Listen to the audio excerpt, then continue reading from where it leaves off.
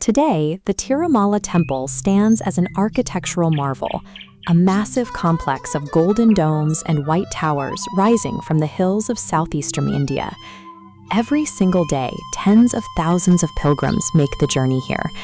The sheer volume of human devotion directed at this one specific coordinate on a map is staggering. But to understand the power of this site, we have to strip away the modern infrastructure.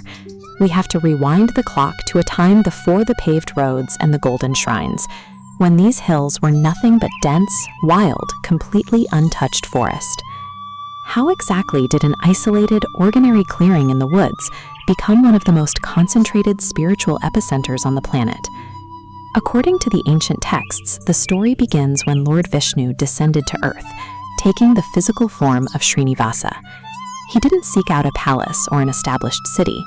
Instead, he retreated into the remote, rugged peaks of the Tirumala hills, surrounded by steep cliffs and overgrown vegetation. For his meditation, he rejected all architectural comfort. He found a simple mound of dirt, an anthill, and took refuge quietly inside it.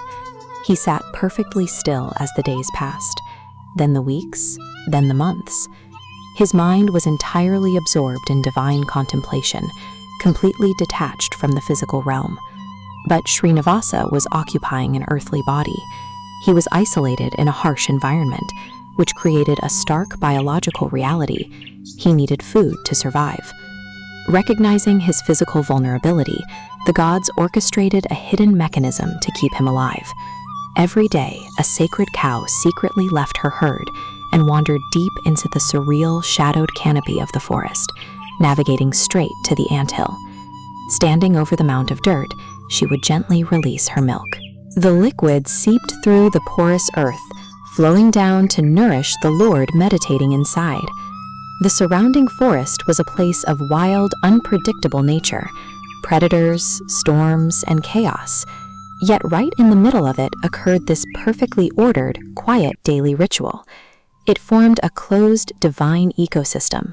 Spiritual output through his relentless meditation, sustained by the physical input of the milk, all happening completely hidden from the outside world. That flawless ecosystem was eventually broken by a very ordinary human concern. The owner of the sacred cow was a local cowherd. He started to notice a severe economic problem. His most prized cow was returning home at the end of the day completely dry. At first, he was confused. Then he grew furious. He assumed someone in the area was stealing his milk and threatening his livelihood.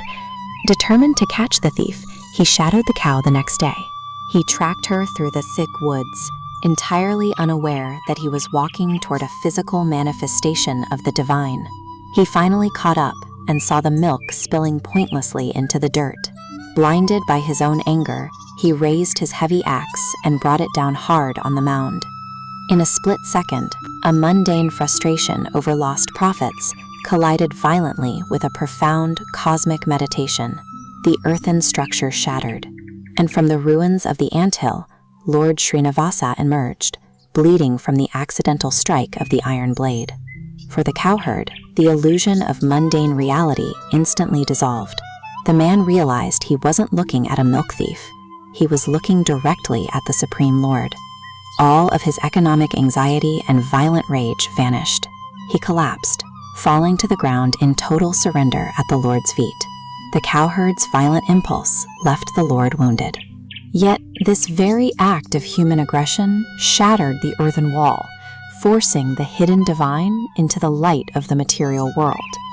This encounter redefined the forest itself, turning an anonymous clearing into a spiritual coordinate that would endure for centuries. That specific patch of dirt, touched by the Lord's physical emergence and his shed blood, was instantly consecrated. That broken anthill in a quiet clearing became the very foundation for the massive Tirumala sanctuary we see today. It shows us that true spiritual power rarely begins with grand architecture or deliberate human design. It often starts in places of extreme, overlooked humility.